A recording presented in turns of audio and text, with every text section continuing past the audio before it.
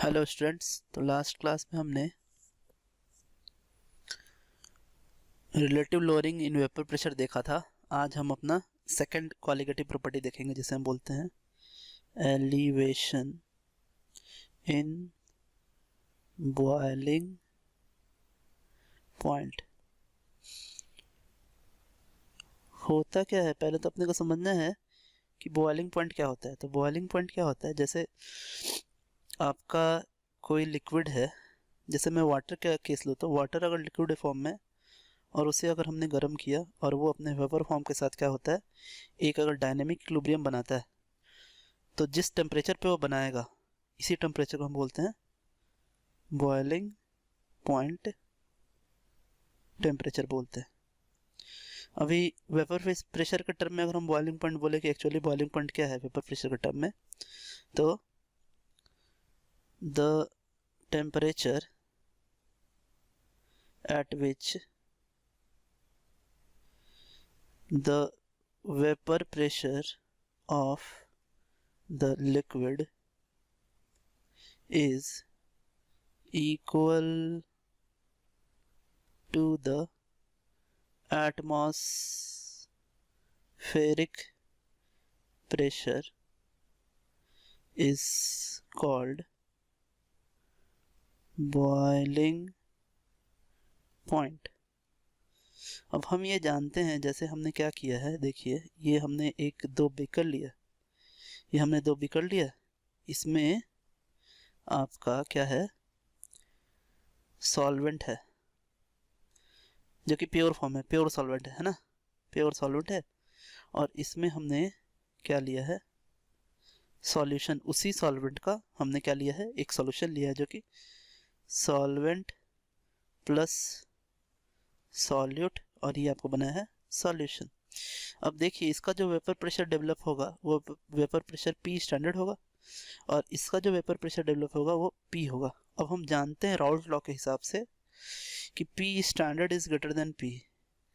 तो अगर हम अब अगर हम टेम्परेचर कब बॉइलिंग पॉइंट टेम्परेचर अगर हम कंपेयर करें तो हम कह सकते हैं कि T standard is less than T. तो हमें दिखा कि एक्चुअली सॉल्यूशन का जो बॉइलिंग पॉइंट है वो ज़्यादा हो गया, और सॉल्यूशन का जो बॉइलिंग पॉइंट ज़्यादा हो गया है, तो इसलिए हम इसको बोलते हैं एलिवेशन इन बॉइलिंग पॉइंट। निकालते कैसे हैं, that is delta T is equals to T minus T standard, और ये आपका क्या होता है, एलिवेशन इन बॉइलिंग पॉइंट होता है।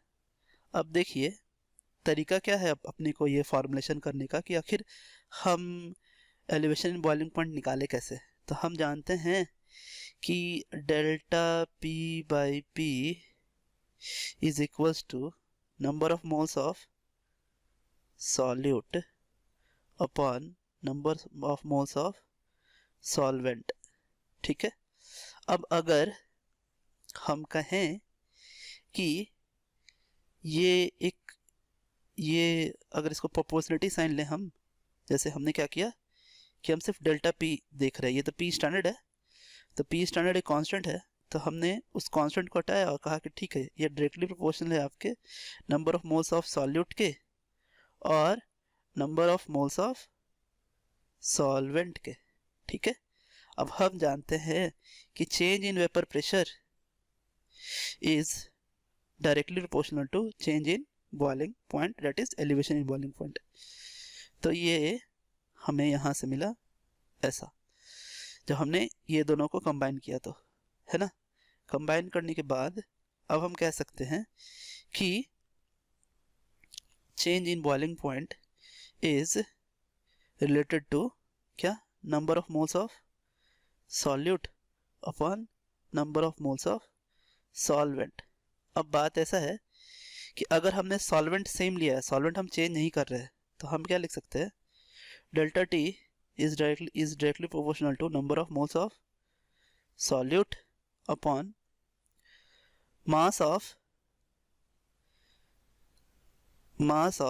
small m लिखा है मैंने, mass of solvent into molar mass of solvent। अब बात ऐसा है कि अगर हम सॉल्वेंट को through out the temperature change हम अगर सेम रखते हैं, मतलब जब टेम्परेचर हम चेंज कर रहे हैं तो उस सॉल्वेंट को हमने सेम रखा है, तो उस केस में आपका एम सॉल्वेंट भी चेंज नहीं होगा, है ना। तो एम सॉल्वेंट चेंज नहीं होगा, तो अब जो डेल्टा टी है वो सिर्फ और सिर्फ डिपेंड कर रहा है आपका किस पे, n solute upon mass of solvent. अब करना क्या है अपने को, ठीक है, कि अब हम क्या करते हैं कि एक कांस्टेंट लेते हैं, है ना, प्रोपोर्शनलिटी साइन हटाते हैं, प्रोपोर्शनलिटी साइन को हटा दिया, है ना, और यहाँ पे हमने के ले लिया, ठीक है। अब ये चेंज इन टेम्परेचर जो है ये बॉइलिंग पॉइंट में है, और ये के जो लिया है हमने ये भी आपका बॉइलिंग पॉइंट का, इसलिए के भी ले लिया। और यहाँ पर हमने क्या किया है, number of moles of solute upon m solvent और इनटू 1000 कर दिया है, ताकि ये जो एम सॉल्वेंट है आपका वो किस में हो जाए, केजी में आ जाए। तो अब ये जो आपका आया है वो क्या आया है, delta T B is equals to K B into m of solute, that is m of solute क्या है, एम ऑफ सॉल्यूट है आपका मोलालिटी ऑफ सॉल्यूट। ये रहा आपका कि हम इस तरीके से हम क्या निकालते हैं, हम निकालते हैं एलिवेशन इन बॉइलिंग पॉइंट। अब एक दो सवाल हम देखते हैं इसके ऊपर, आइए कुछ सवाल देखते हैं, है ना। देखिए कुछ सवाल देखते हैं, तो देखिए क्या है। अब कह रहा है एक सवाल है जिसमें डेल्टा के बी आपको निकालना है ना, क्या क्या दे के रखा है। तो यहाँ पर आपका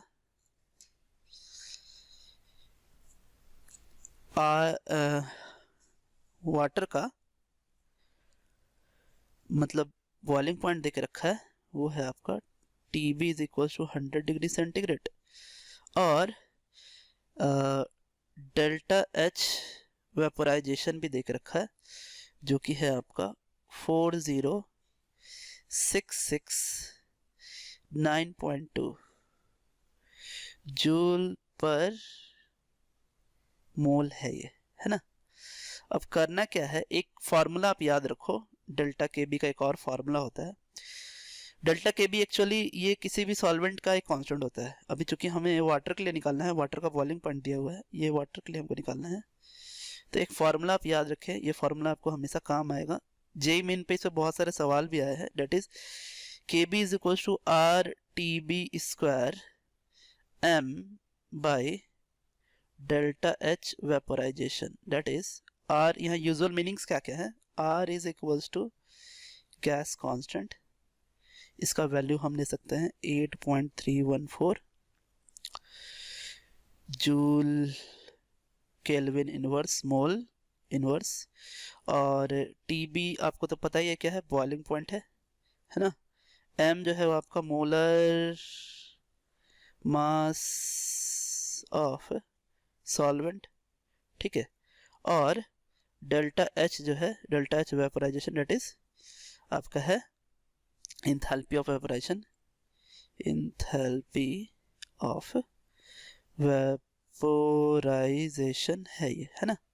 अब देखिए करना क्या है, अभी आर का वैल्यू हम रखेंगे 8.314 इंटू टी बी का वैल्यू हम रखेंगे कितना, ये रखेंगे एक्चुअली देखिए ये डिग्री सेंटीग्रेड में नहीं रखा जाता है, ये ऑलवेज आपका रखा जाता है किसमें, एब्सोल्यूट टेम्परेचर। तो टी बी इक्वल टू कितना होगा 273 प्लस 100, डेट इज आपको हो जाएगा 373 इंटू, अब देखिए कई बार बच्चे क्या करते हैं इसका वैल्यू 18 रख देते हैं, जो कि गलत है, 18 ग्राम है ये, हमें यहाँ एम के एस में रखना है सभी को, तो इसको 1000 से डिवाइड करिए आप, है ना, केजी में रखे इसे, ऑलवेज केजी में रखे, है ना, अपॉन आपका इसका ये वैल्यू देख रखा है 4066.9.2, ये जो वैल्यू आएगा आपका, ये वैल्यू आएगा 0.512 सॉल्व करेंगे आप तो केल्विन केजी मोल इनवर्स, ये वैल्यू है आपका किसका, केबी का।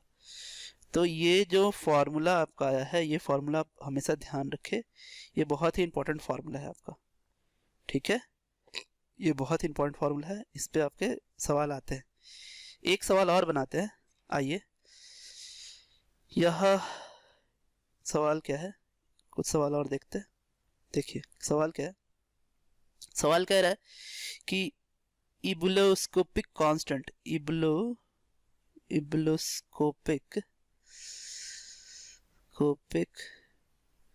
कांस्टेंट बेंजीन के लिए कितना है, इज 2.52 है ना। और